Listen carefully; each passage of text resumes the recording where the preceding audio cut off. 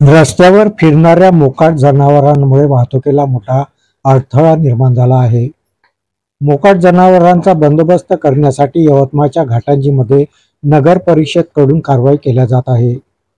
मोकाट जनावरांना पकडून प्रथम घाटंजी नगर परिषदेच्या कोंडवाड्यामध्ये ठेवण्यात येत आहे. अशा जनावरांची मालकी हक्क सिद्ध न झाल्यास या जनावरांची नगर परिषदेकडून गोशाळेमध्ये रवानगी करण्यात येत आहे. आज अशाच पकडलेल्या मोकाट जनावरांना चारचाकी वाहनातून कोंडवाडा येथे आणण्यात आले.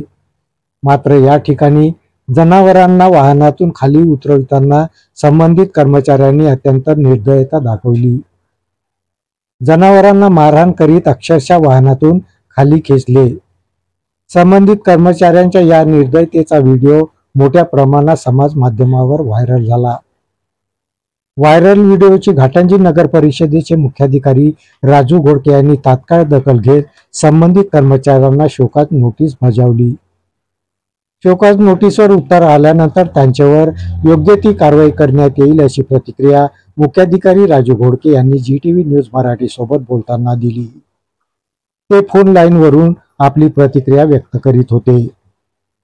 माझ्याकडे आज नगरपालिकेचा एक व्हिडिओ आलेला आहे, तुम्ही याचाच बघितलेला आहे. हे जे गाई डोरे उचलताना दिसत हे नक्कीच निंदनीय प्रकार आहे. असा प्रकार कर्मचाऱ्यात लक्ष घडलेला आहे. ह्या व्हायला नको होता आणि यासाठी जे काही कर्मचारी कारणीभूत आहे त्यांना शोकॉज दिलेला आहे आणि त्या कर्मचाऱ्यांचं उत्तर प्राप्त झाल्यानंतर त्यांच्यावर योग्य ती कारवाई सुद्धा करण्यात येणार आहे.